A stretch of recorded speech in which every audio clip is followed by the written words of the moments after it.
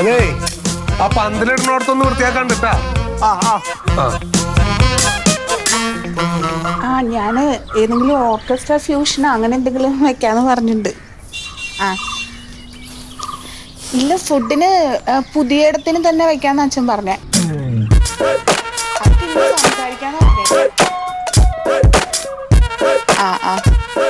അത് ഞാൻ എന്താ ഇപ്പൊ ഏട്ടനോട് പറയാം.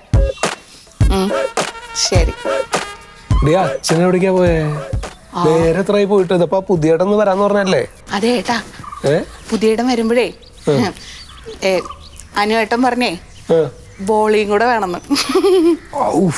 അനുവേട്ടന് ഭയങ്കര ഇഷ്ടത്ര പറയണട്ടാ.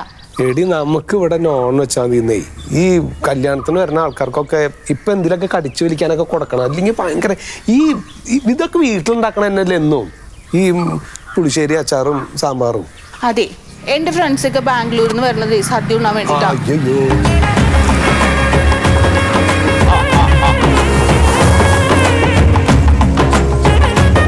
അച്ഛാ എവിടെയുള്ളത്?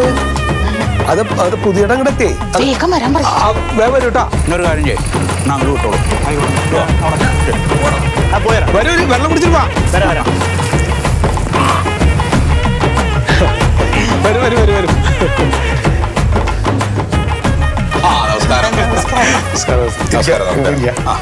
അച്ഛനല്ലേ? ഇപ്പം ഇങ്ങോട്ട് വരും. ഇത്ര നേരം ഉണ്ടായിരുന്നാണേ, ഇപ്പൊ പുറത്തേക്ക് പോയി.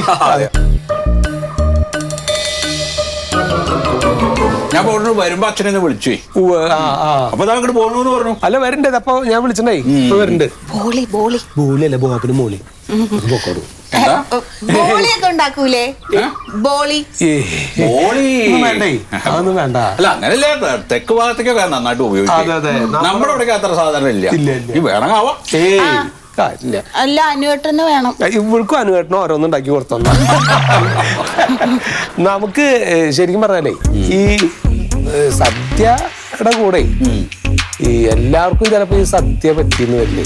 ഇപ്പൊ കല്യാണത്തിനൊക്കെ വരുമ്പോ ആൾക്കാർക്ക് എന്തെങ്കിലുമൊക്കെ നമുക്ക് എന്തെങ്കിലും ഈ കടിച്ചു വലിക്കാൻ പറ്റി അങ്ങനെ എന്തെങ്കിലും ഉണ്ടാവുമോ? കടിച്ചു വലിക്കാനിപ്പോ അവിയലും മുരിങ്ങക്കോലും ഉണ്ടാവും, അതിങ്ങനെ കടിച്ചു വലിക്കാം. അങ്ങനത്തെ അല്ല, പിന്നെന്താ ചിക്കനോ അങ്ങനെ എന്തേലും ചിക്കന്റെ എന്തേലും. എന്തേ കല്യാണത്തിനോ? എന്താ കല്യാണത്തിന്? അപ്പോ അല്ലാത്തപ്പോ വെട്ടി വേണമെന്നാണല്ലോ. കല്യാണത്തിന് സദ്യ മതിട്ടോ.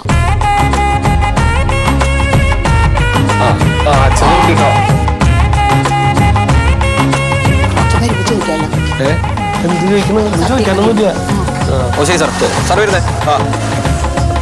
സദ്യയുടെ കൂടെ ഇത് കഴിഞ്ഞാലേ ആ വാഴയുടെ 4 പുറം പുല്ലൊക്കെ വെട്ടി മണ്ണിട്ടേക്കണം കേട്ടാ.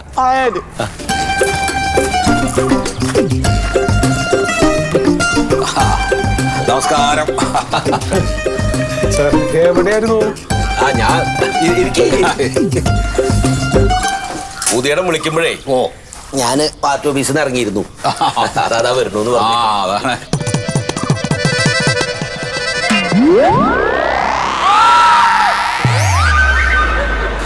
നമ്മളിപ്പോ എത്ര ആളുണ്ടാവും?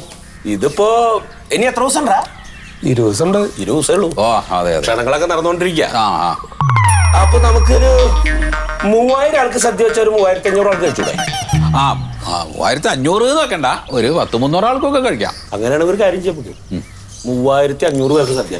അപ്പൊ 300 വേറെ എക്സ്ട്രാ വന്നാലും കുഴപ്പമില്ല. വിരോധമില്ല. അച്ഛാ അങ്ങനെയാണെങ്കിൽ ഒരു 1000 പേർക്ക് ബിരിയാണി ആക്കാം, ഒരു 2500 പേർക്ക് ഇതും ആക്കാം. സദ്യ എന്താകുന്നു? ബിരിയാണി ഒരു 1000 പേർക്ക് ബിരിയാണി ആക്കാന്ന്. ആർക്ക് വേണ്ടവർക്ക്? എന്താ നീ വിളിക്കണത്? എന്തിനാണ് ബിരിയാണി? അല്ല ബിരിയാണി വേണ്ടവർക്ക് കഴിക്കാമല്ലോ അച്ഛാ. എന്താ ഇവനീ പറയണത്? ബിരിയാണി ഇപ്പൊ സാധാരണ എല്ലാവരും ഇപ്പൊ ഈ വരുന്നവരൊക്കെ അത്യാവശ്യം എന്തെങ്കിലും കടിച്ചു വലിക്കണം. നമ്മുടെ തറവാട്ടിൽ നിന്ന് ഇവരെ കല്യാണത്തിന് അത് ഉണ്ടായിട്ടുണ്ടോ? നല്ല നാടൻ സദ്യയല്ലേ ഉണ്ടാവാറുള്ളൂ. ഇപ്പൊ എന്റെ അനിയന്റെ കല്യാണം, അനിയത്ര കല്യാണം, നിന്റെ കല്യാണം, ആരാ സദ്യ ഒരുക്കിയത്? പുതിയടല്ലേ? അത് അതേപോലെ 16 കൂട്ടം കറി 3 തരം പായസം, അത് മതി. അത് ഏത് കാലത്താ? ഇപ്പൊ അങ്ങനെ അല്ലാന്ന്. ഇപ്പൊ എല്ലാവരും ഇതൊക്കെ കഴിക്കണവരാണ്. ഒരു കണക്കിന് നല്ലത് സദ്യ തന്നെയാണ്. ഇനിയിപ്പോ ബിരിയാണി നിർബന്ധമാണെങ്കിൽ നമുക്ക് ബിരിയാണിയും വെക്കാം, വിഷമില്ല. പക്ഷെ ബിരിയാണി വെക്കുമ്പോഴുള്ള ഒരു ബുദ്ധിമുട്ട് എന്താ വെച്ചാൽ ഒരു 10-150 പേര് കൂടുതൽ വന്നു എന്ന് വിചാരിക്കാം.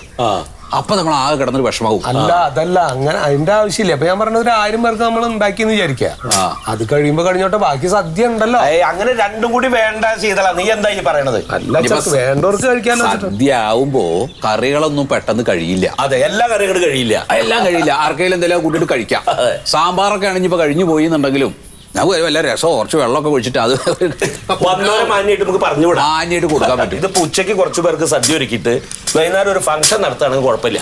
ഇവിടെ ഞാൻ തീരുമാനിച്ചിരിക്കുന്ന എല്ലാവരെയും സദ്യക്കാണ് ക്ഷണിച്ചത്.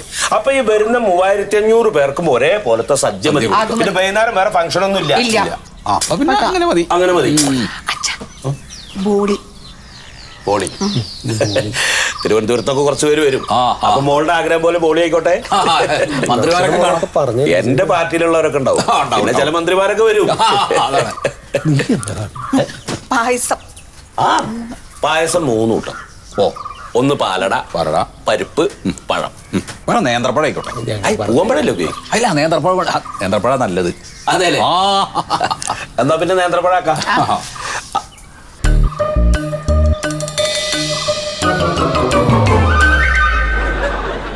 എന്താ ഇവിടെ ശ്രദ്ധിച്ചിരിക്കണ്? നിന്നോടൊരു പണി പറഞ്ഞില്ല, അത് ചെയ്തു കണക്ക്.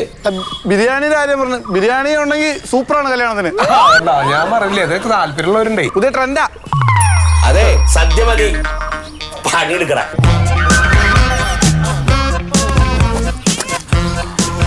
ഇനി വേറൊരു പ്രധാനപ്പെട്ട കാര്യം, കുട്ടിയെ പപ്പടം നമുക്ക് വല്യപ്പടം വേണോ അതോ ചെറിയത് മതിയോ?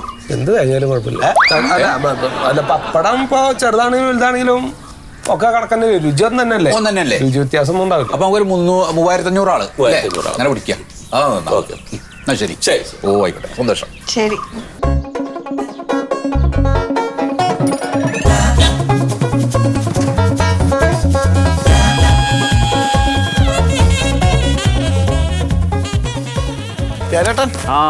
എന്താണ് നല്ലതാ, റേഞ്ചില്ല ഇവിടെ.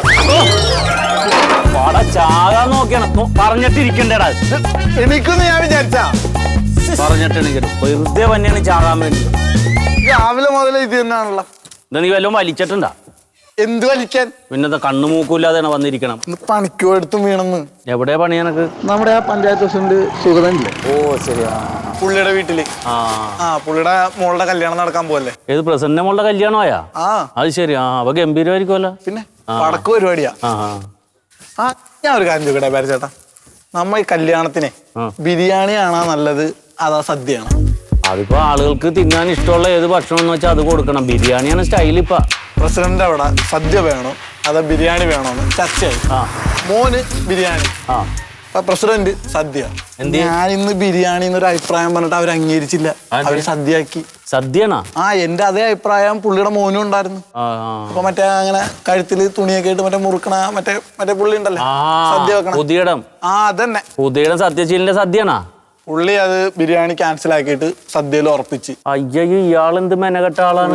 പ്രസിഡന്റും കൂടി അയാള് പറഞ്ഞ സദ്യയാണ് വിളിച്ചു കൂട്ടിയ ആളുകൾ മുഴുവൻ കഴിക്കേണ്ടത്.